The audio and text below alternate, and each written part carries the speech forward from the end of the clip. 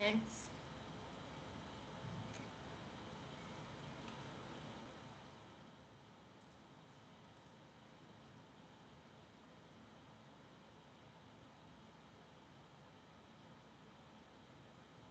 I'm just going to give about another minute before we get started to let everyone join. We'll hand to Karaba to take over.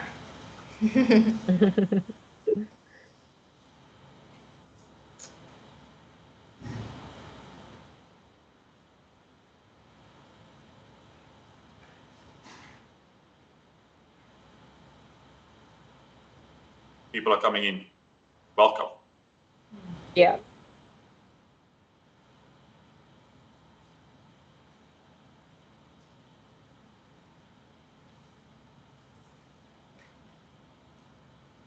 Okay, cool. I think let's give it like another minute or so, and then we can get started.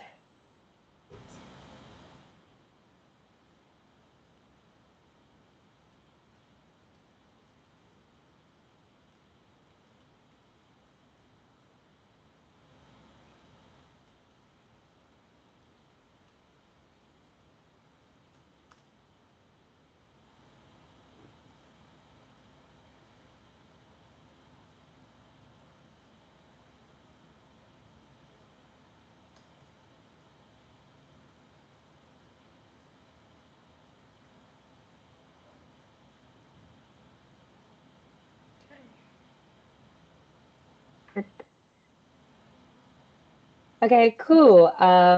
Welcome everyone. This is our Mindset webinar, and today we have Shinell and PJ from PurposeWorks. It's always such a pleasure to have them, conduct this webinar for us. I think they will be telling us how to make this our best year and basically, give us advice on how to build habits that last. I will be taking it over to Shinell and PJ. Please introduce yourself and have a good session. Thank you. Okay, so I just see there's a comment about noise. Let me just see, maybe it's my fan.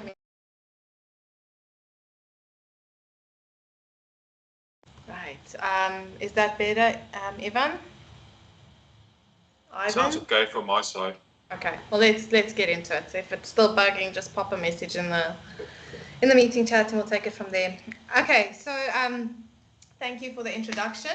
I think just to quickly introduce ourselves, so we're from PurposeWorks. Some of you might have attended the previous webinar that we did, and basically we're performance coaches and employee experience specialists, and what that essentially means, if we really just go into layman's terms, is we help people and organizations who want to thrive by getting to know themselves, their values, their strengths, their weaknesses better, and then enabling them to utilize that to thrive in the work environment and in life in general. So that is just a very quick and brief introduction, but you're welcome to have a look at our website if you want more information. All right, so I think it's a privilege again to be part of this amazing platform that Strove gives us to be able to talk to so many people about what we're passionate about. And I think every year I start the year asking my husband a very, very, very basic question. And I start and I say, okay, so what's your intention for the year? And then he laughs at me first and he goes, the joys of being married to a psychologist. And then we move on, and he usually answers something along the lines of, well, I just want to be better than last year. Well, I just want to be a little bit better than last year. I want to make this specific element a little bit better than last year. So I then usually follow up with a bunch of questions, which is just my persona, which frustrates him even more. And then he tells me, the year hasn't started yet, just give me a second. But it's usually I'll ask, what does better look like? What does it look like to you? How much better do you want this year to be than last year? How are you going to make it better, etc. Yes, and then he usually gets something else to do rather than having the conversation with me. But I think starting this session, I'd like maybe to just ask you some questions. So I'm going to ask you to either use an emoji to give me an answer, or the chat box, whatever works for you. But I want to ask you some questions about your year. And the first question I want to ask you is, how many of you started this year asking, is this year is going to be a great year? How many of you, so you can either raise your hand or you can, wave or whatever. How many of you said this is going to be a great year? Okay, so I'm seeing lots of thumbs up. Lots of hands. Hands, good. All right. How many of you started this year and said, this year just has to be better than last year? Okay, so there's some of you there as well. I'm going to do it as well. Me, I'm also there. Okay, good. Yeah. And then the last question I have is, how many of you had no expectation for this year? How many have started this year going, I'm just not going to have an expectation of how this year is going to go? Okay, seeing some thumbs up there as well. Okay, awesome. All right, so I'm not going to explain why I asked these questions just yet, but I think given the answer that you just gave, how many of you have a plan? So many of you said, okay, yes, I want it to be better, or it has to be better than last year, or it's going to be a great year. So if you said that, how many of you actually have a plan of how you're going to get there? So you can just again raise your hand, give a thumbs up or a thumbs down so we know. Okay, all right. So remember your answer and remember what you were thinking about when we were asking these questions, and then we'll get back to it in a bit. So I'm going to hand over to PJ to move into some of the content for today. Okay. So we started the year, many of us, with high expectations, thinking that this is going to happen. This is going to just take care of itself. And then we get into 5 weeks into the new year and we're like, why has this not happened yet? What is taking so long? Why is it just not falling into place? A really cool thing to think of as a metaphor is Chinese bamboo. So this is something we came across a couple of years ago where we found that for 5 years, this plant goes underground. You do not see anything in terms of growth. You don't even know that it's there. And after 5 years, like clockwork, it shoots up, and you can see these things are quite tall. 30 meters, 90 feet, in the space of 6 weeks. That is absolutely incredible, without even knowing that the thing was there. And habits work the same way. So when we were talking about this earlier this week, we were talking about somebody like Claasen, for example, who is one of the most famous ultra-marathon runners in the world. She's a South African treasure. But she's a lady that came out of nowhere, really, like Chinese bamboo. And she's won the Comrades a couple of times. She's improving the record. She's won the 2 Oceans a couple of times. But Claasen was not always a runner. She used to be, like, I think, a primary school teacher. And then she got into running about 10 years ago, 12 years ago. Then she started running. And then all of a sudden she appears and she's amazing. And we think to ourselves, why am I not Claasen yet? Why are things not just happening yet? And the important thing about this is to understand that habits are things that compound. They take us in the direction that they take us. And they don't just work overnight. So let's go into how are we going to practically make this the best year yet? Because somebody said in the chat, I always have this expectation that things are going to get better. So let's get a little bit practical in terms of what can you do differently this year to enhance your chances of things actually going better. First thing to know about habits is that we all have them. Some of them are good. None of us only have bad habits. We would have been dead a long time ago if we only had bad habits. But we typically think of habits as things that we gravitate towards the bad habits. But I'm very sure that most of us have good habits as well. Some of them are neutral, some of them are typically bad for us. What we need to know about them is they are all learned. At some stage, we pick up a behavior or an attitude or a belief system or a way of looking at the world, which are all habitual, and they make us feel better. They serve some sort of purpose at the time. But we need to think of and start off with doing an audit of our habits. So like I said, behaviorally, the things that you do, the things that you think, the attitudes that you have, the routines that you follow, because they are so natural and so automatic, we typically don't even notice them. Apparently, between 40 and 60% of what we do daily is habitual. That means we're not even thinking about doing them. It's just happening on autopilot. So doing an audit of the way we go about things, the way we react to things, the way we think about things is a good way of starting to see, that's what I actually do. I spend a lot of time on that. I think a lot in this type of way about this sort of thing in order to understand what it is first, because you're not going to be able to change anything or go in the direction that you want to go before you realize that what are the things that are standing in your way. And a habit that might have served you in the past, we need to determine whether this specific thing that I do, does this still serve me? Because we do not repeat habits that don't serve us. Let's think of the example of raising kids. If a kid throws a tantrum and they get what they want as a result, they're going to learn, this works. I'm going to do that again. If a kid throws a tantrum and they don't get what they want, they're going to think, bad strategy, think of a new one. And they're going to change behavior. We work the same way. We only repeat things that work. So it doesn't mean that it's beneficial. It just means that it relieves some sort of pressure. It makes us feel better. It is a temporary relief. Doesn't necessarily mean that it works all the time. So audit first. Does it still serve me? That's the starting off point. Okay. We're going to have about 10 minutes worth of time for questions at the end. We're going to go through the content first, but then we'll handle most of the questions there, hopefully. So just the takeaway from this is not all of our habits are aiming in the same direction. Because we pick things up as we go along, we don't necessarily know where we're going. So we need to start off knowing where we are aiming.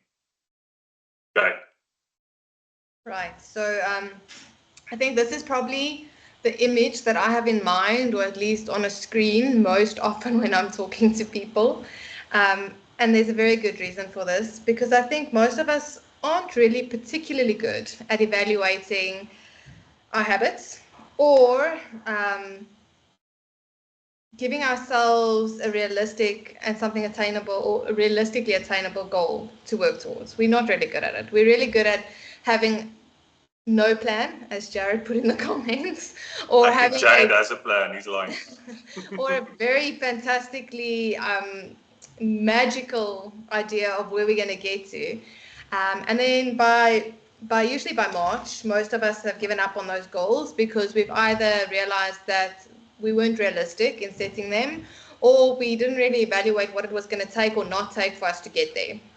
So I think when I asked the questions right at the beginning, some of you said that you had no expectation, right? And I think that's typically what I'm referring to, is that sometimes we just don't set any goals or any intentions, because then at least if we don't attain anything, then we don't feel like a failure. I think on the other side is that we set these goals that are so big and so massive, but we don't break it down into smaller parts and actually evaluate how we're going to get there.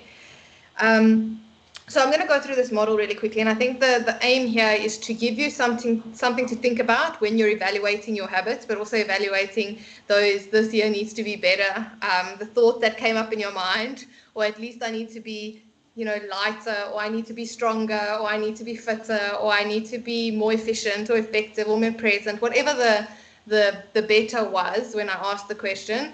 This is typically what I want you to keep in mind when I'm talking through this model. So usually we would start with asking people, okay, so what is your why, your purpose? What do you care about? What beliefs do you hold? And you'll be so shocked to see how many people cannot actually answer that question. Maybe they have a very good idea, but they can't articulate it. Most people have no idea, to be very honest. They've never thought about it. No one's ever stopped them and said, okay, but why do you do what you do? Again, this was one of the moments my husband was like, why am I married to a psychologist, when I asked him this the first time. But I think this is such an important starting point, because whether we're looking at it holistically in terms of our lives, or whether we're looking at it, or whether we're looking at it in terms of a specific element in our life, it's so important to really evaluate our starting point and what we're aiming towards. So you'll see this is like a pyramid. The idea is, what are we aiming towards? What is the purpose? So I'm going to use mine as an example, because I think it's just one that I'm so versed in, and it just it makes sense to me. Maybe it doesn't make sense to everyone else, but I'm going to try and explain it. So if I think about my why, my purpose statement, it's to leave people better than I found them. And it's my tagline, if you want to call it that. It's the thing that I keep in mind when I make a decision, because I'm either saying yes to that or I'm saying no to that, whatever my decision is. So I always keep that top of mind. That's my purpose statement. That's the thing that kind of drives me forward in my work, in my life, with my kids, with my husband, in my sports, everything.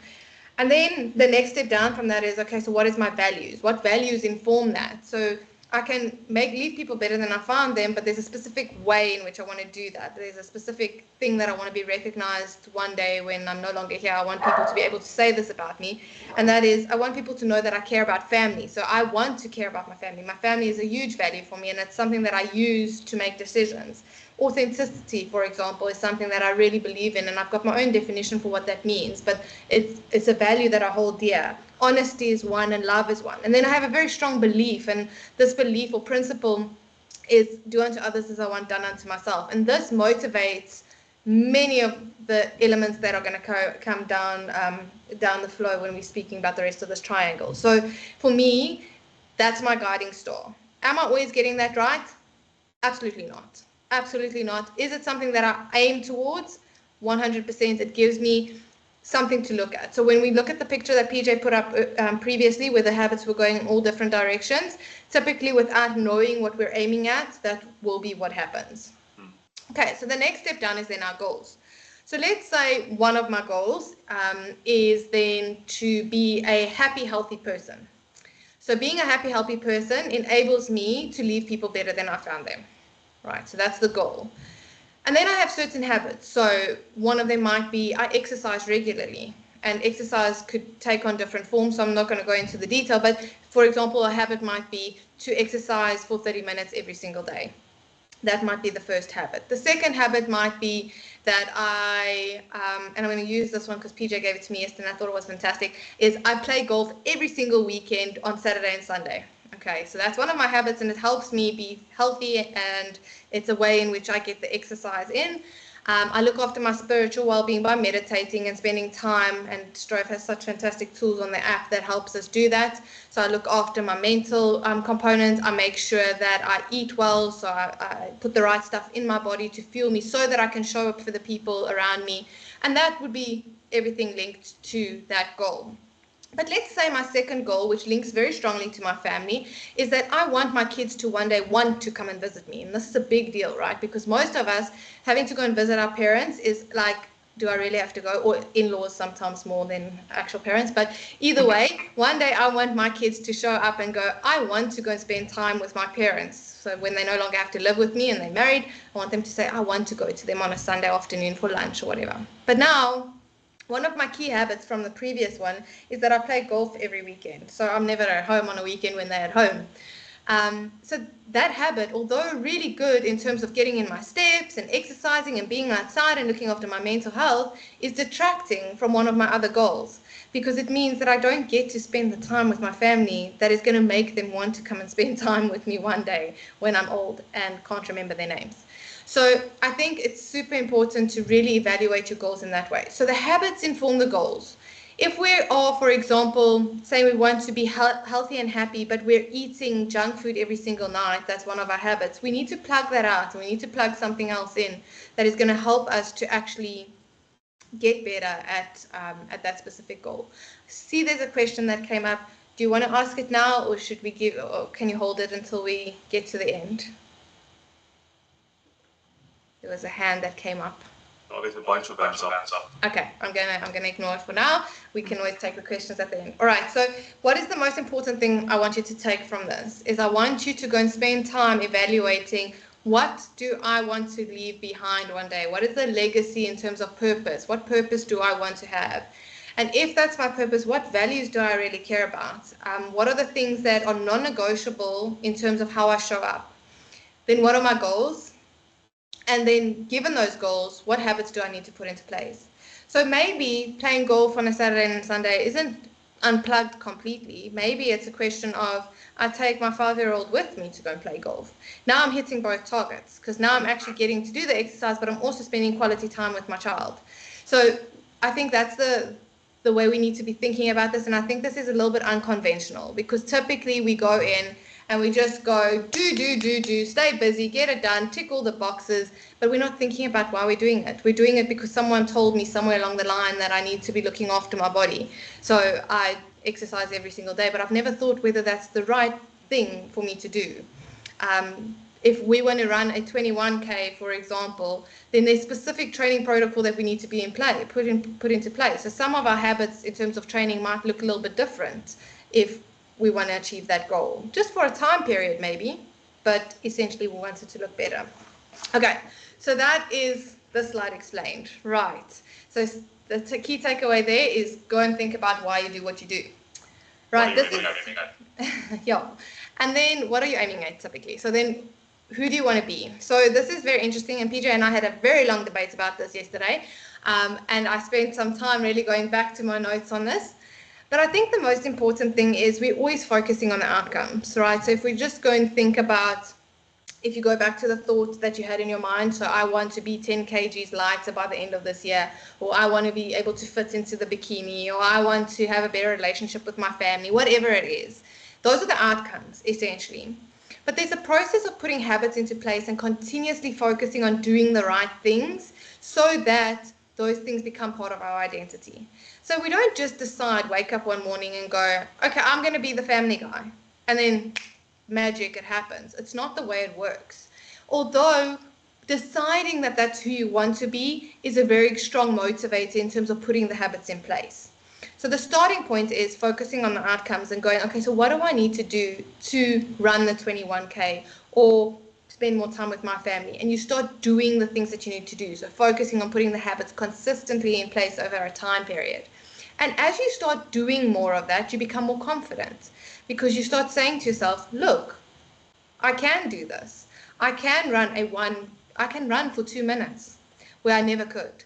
And as you become more confident in that, it becomes more of your identity. See, I can run, so I am a runner.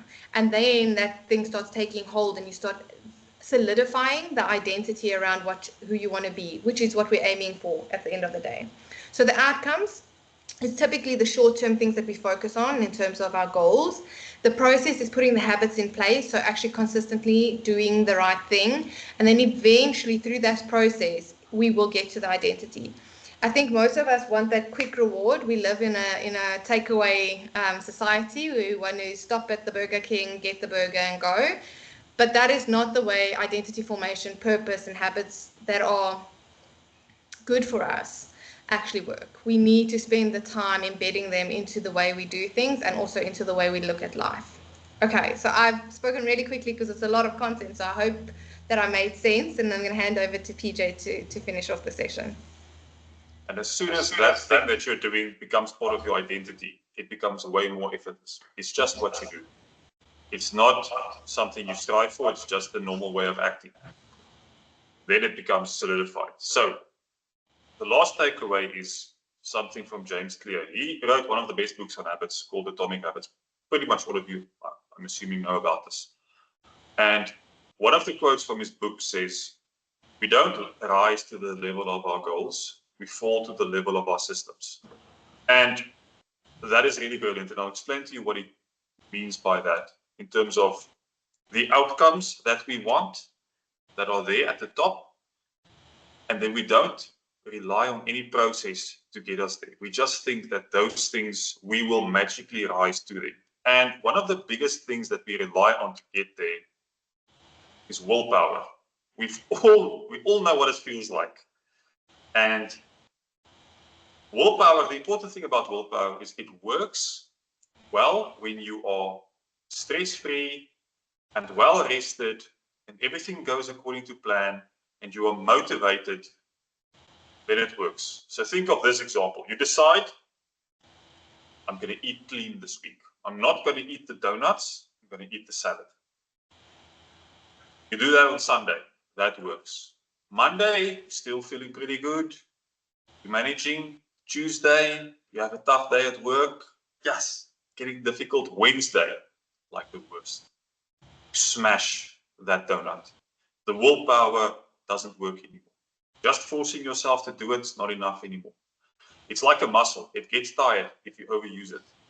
And what you should rather do, what James Clear talks about, is setting your environment up to serve you. So, really important, let me give you 2 examples of how this works. Making the things you want to do easier, making the things you don't want to do more difficult. Think about the idea of activation energy. That speaks to how difficult is it to start this thing. Activation energy is like taking the first step. If you want to do something that is good for you, you want to diminish the amount of activation energy it takes to get that started. So let's use an example of starting the year of training. We think, yes, this year I need to get into better shape. What do people typically think is, okay, I need to join a gym, but I need to join Vitality first before I can join the gym.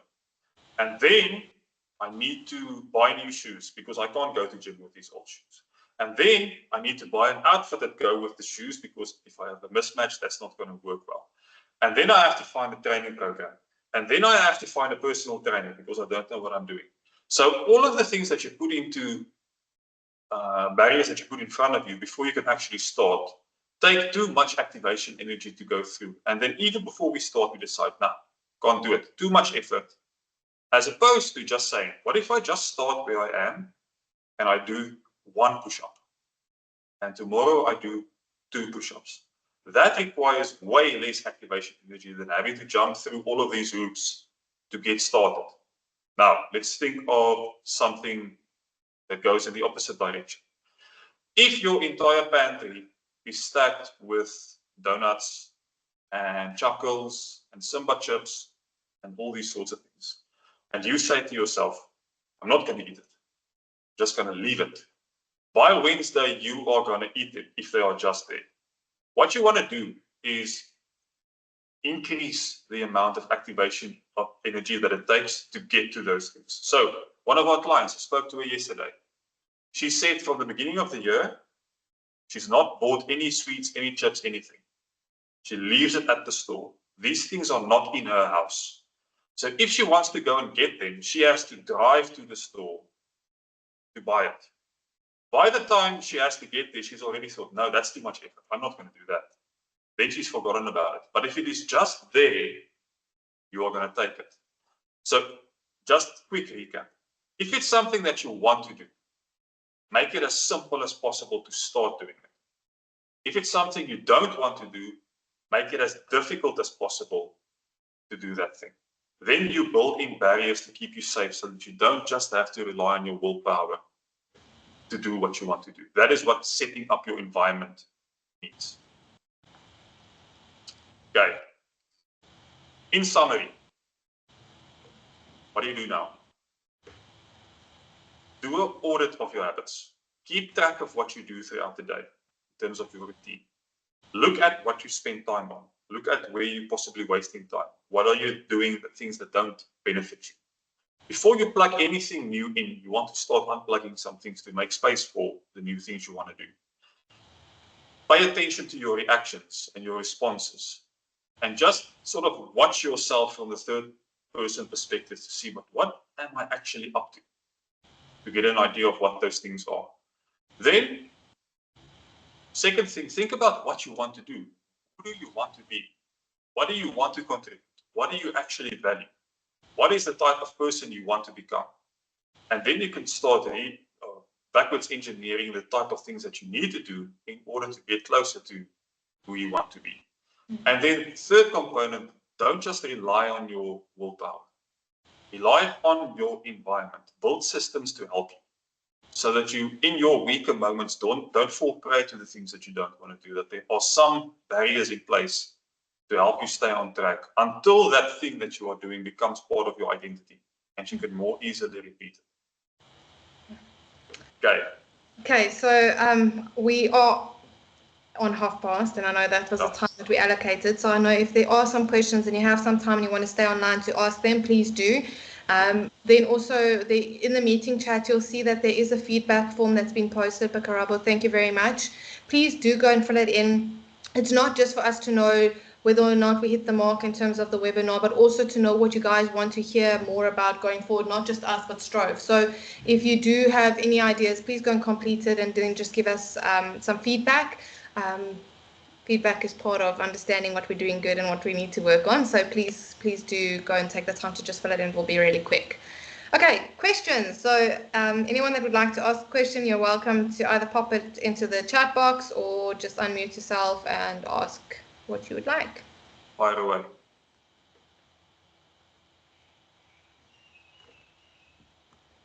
Okay, the session is recorded, so it will be available. I see that was one of the questions. And for the people that need to jump off, thank you for attending. Thank you for taking the time to listen to us.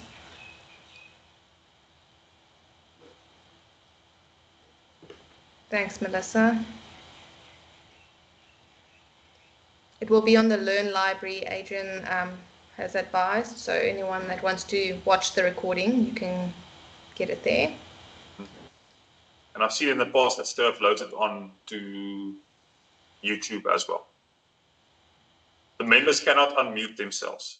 Oh, goodness. Okay, so maybe just if you want to ask a question, just put your hand up and then I can try and We will unmute you, yeah. I know there are some people that have their hands up, so if you don't want to ask a question, maybe just put it down, otherwise I'm going to unmute you.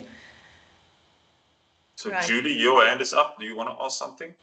Let's quickly see if I can unmute you.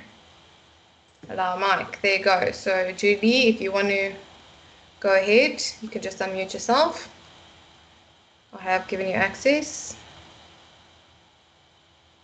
France also has a question. France, get to you soon. I actually know France. We both do. Mm-hmm.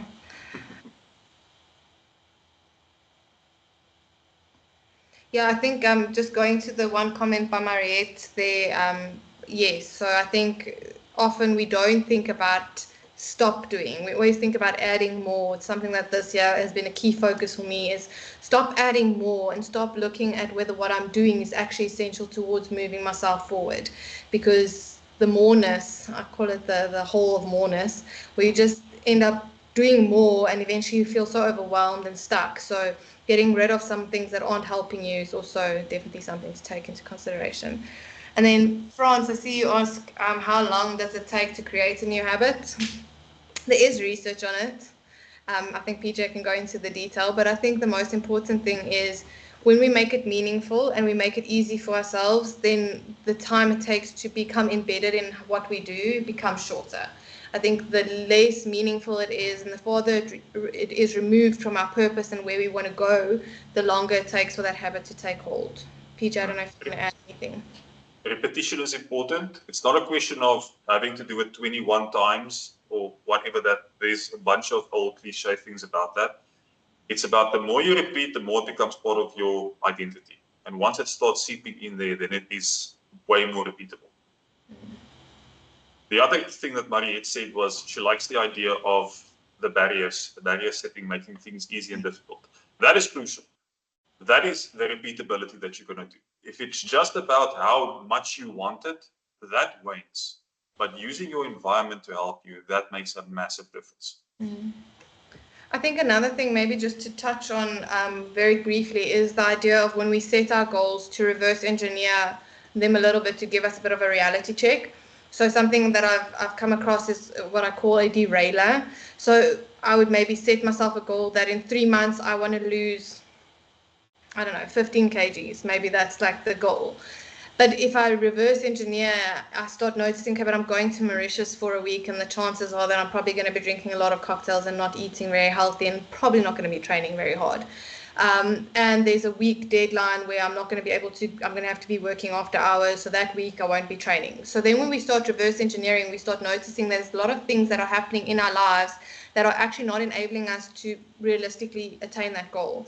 And this isn't about creating excuses, but it's about reverse engineering it and making it realistic. So rather saying to myself, okay, let's set a goal for maybe less weight that I want to lose and take into account how often I will be able to train. Something that I came across is people tell me, but I've got an hour and a half to train. And then I'll ask them, okay, so does that include drive time? Yes. Then we deduct the drive time. And then we say, okay, do you need to shower? Yes. Okay, does that deduct that? Eventually we end up with only a 20-minute training interval. And then we reevaluate that against the goal and say, okay, maybe the goal needs to be adjusted, or the period in which we're going to be working towards it needs to become longer. So understanding the derailers in the process of setting goals is also very valuable. It might be something that we can focus on going forward. Right. Okay, so I know we're over time. So if there's no more questions or comments or anything from your side, then thank you again for spending time with us this afternoon. And I hope that you can take one thing from today's session that you can use going forward. Thank you, everybody. Thank you. Have a lovely afternoon.